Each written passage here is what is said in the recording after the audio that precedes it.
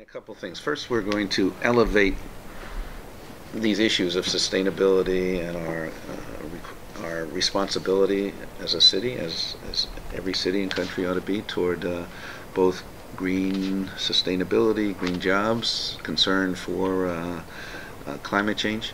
We're going to build all of this into the structure of the way city planning is done.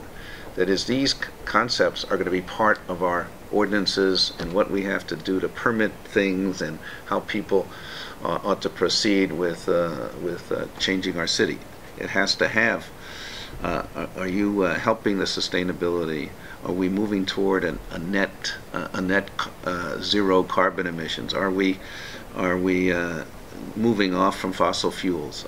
So all of those we want to build in to the planning. I think we're going to call we're going to have a whole new agency or department in the government in city government called, I think, Healthy, Safe, and Sustainable Neighborhoods. And so right now we have a Department of Development Services. The whole mission of that is to give out permits. We ought to be changing the mission as to what are you doing to help us move to a more sustainable future. Then you can get your permit. So we're going to change the whole planning function of city government in a new way. We're going to support, obviously, economic development that stresses our green jobs, but also we have a green economy. People at least know what that is. But we have a burgeoning blue economy in San Diego based on the ocean. Whether you're talking about wave energy, you're talking about algae production, which can lead to all kinds of things, biofuels. And I want us to be a city where we combine the green economy and the blue economy, and so we're going to have an aqua economy. We're going to, but take some, what shall I say, steps to move us there. For example, I'm going to try to mandate on city public buildings that they be solar powered within 5 years. That will not only create hundreds, if not thousands, of new jobs, but be an incentive to bring down costs for private folks who will maybe want to put on their houses or businesses solar panels, because the demand will be so great that the production becomes cheaper. I think I'm going to look at communities to say, you know, if we solar powered 10% of your homes, and to set up a program which gives incentives to do that, the savings could power the local school and rec center and library and you know, any other public building. So I want people to say, by doing the right thing on an individual basis, you're helping our whole community. So that's the kind of thing I want to try to inspire. Also, the incredible environmental assets that we have. For example, we have 4 wonderful river park systems in San Diego. From San Dieguito to San Diego to Choyas Creek, it's called, to Otay River. And yet, even and there have been citizens groups around each of those for the last decade or more have purchased property, built trails. You can go right off in Otay Valley Regional Park. You can go 2 minutes off the freeway and be in almost primitive hiking territory. It's a wonderful asset, and yet most people, even in the neighborhood, don't know about it. There's no signage, there's no excitement about it, there's no publicity. Certainly then tourists would know about it if our residents don't know about it. So I want to try to build an excitement around our real environmental assets as we move forward. I talked to Jim Bell early on, and I know he'd mentioned something about maybe being part of that team. Are you? Yeah. I mean, I hope, you know, Jim has... do a green czar kind of you know, we'll probably have we'll call a environmental or a sustainability advisory committee, which I want Jim to chair. He has written extensively and understands extensively how we can do this technically. I mean, he tells me, for example, that if we just took a few percent of our parking areas or in our rooftops, we could power the whole city. I mean, he's shown it mathematically. I mean, politically, it's harder than technically to do this stuff. That we can be energy independent instead of building these environmentally destructive big transmission lines through our East County and into San Diego. So there's so many things that we can envision, but we need these thinkers to be part of what I'm doing. and to lend their expertise. They have been shut out of government, you know, in past, and we're going to bring them in and have the real power to make changes. And I know you mentioned solar on public buildings. Do you have a way that you're going to raise money to do that? Are you going to do bonds, or have you thought of? You know, it turns out, yeah, I mean, I've talked to people in the industry for a long time. There are companies now to build both individually and for corporations and for governments to undertake this kind of solar power, and their pay, they do it upfront, no capital costs, but the way they get paid is off the energy savings that accompanies that. So we will pay for the public solar panels and or photovoltaic cells through our energy savings. And you know, over a 10-15 year period, you can end up paying for this stuff without any upfront capital costs. Awesome. Okay, great. I was going to ask if you plan to use the city's resources to create PSAs to educate the public more about climate change and the issues we face. And we have to do this a little more creatively. I mean, people are not fully informed. There's some prejudices, and the economics is not clear.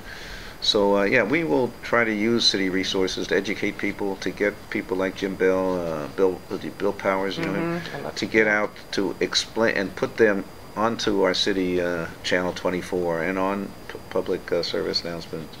And in front of, we'll have a speakers bureau that goes to churches and PTAs and you know, where people and planning groups to talk about this.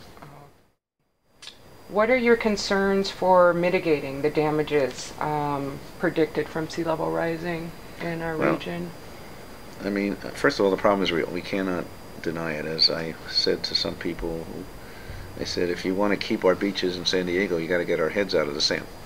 That is, we've got to seriously look at it. So we're going to have to put together experts, and you know, we have some of the leading experts in this in our region. You know, there's we have the Scripps Oceanographic Institute, and unless we take steps both as, I mean, clearly you have to do this on a higher level, I mean, nationwide and worldwide, but cities have a responsibility also. So we ought to be heading toward a net zero emissions city, which I think we can do. But, and then use that to challenge the rest of the nation, other cities in our nation, to take the same policies that, because we can't do it alone, obviously, right, but we can make a statement about what we can do. I mean, you know, we have to, as I said, in the new department we're setting up, we're going to have emission standards as part of the way that you can get approval for projects. And you're going to have to mitigate or provide, you know, either net zero situation. So I can do that with new stuff and then try to figure out incentives to begin to change the older things. Gotcha. Is there anything you'd like to see with the different environmental silos and groups coming together? Any holes you see missing that the community can fill in and support you? Well, I'm going to draw on all their expertise. We have Environmental Health Coalition, you know, you have the Sierra Club. And I want to bring them together so we all know we're working off the same page, but there's so much expertise around both in sustainable energy, sustainable environment that, you know, we build on that. But I also, I need them to, we have to change our mentality of some of these groups because they're so used to begging the government to do minor things. I mean, and they're in a defensive mode. They're trying to stop bad things. We got to get to an offensive mode where we're thinking big. And I need these folks to think with me big, because now we have someone who agrees with them in office. Let's not think small anymore, and let's think offensively. That is, not be offensive, but be on the offensive in terms of major things that we're thinking about. We don't have to just stop the bad things now, because I'm going to stop them, but let's figure out what we have to do. And besides, I'm going to need them. Not everybody's equally informed on these issues, and they're going to have to go out and organize communities to back me on this, because we're going to be challenging some established interests. And you know, if we don't fight back in an organized way, they'll try to defeat us on what we're trying to do. I mean, there's a reason why we haven't done it up to now, because there's big economic interests who people don't have a stake in it or have a stake in trying to stop it. So we're going to have to deal with it. And I think an educated public will. Yeah, awesome. I love it. Would you consider looking at government property that is not being utilized and allow the land to be used to create community gardens? Oh yeah. I mean, health can be defined very broadly. I want it as broad as possible. It's not. It's an active community where children, can exercise. It's a community where we can have access to locally grown organic food.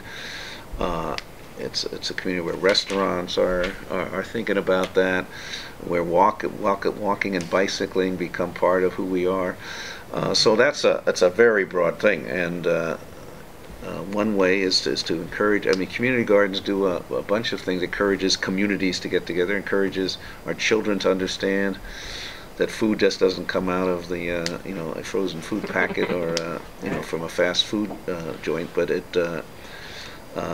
it helps children understand, and it gets us to eat healthier. So I'm going to encourage it, but I also want to move beyond that. We don't have a central food hub here where it's economical for both organic farms and consumers to buy locally grown organic foods.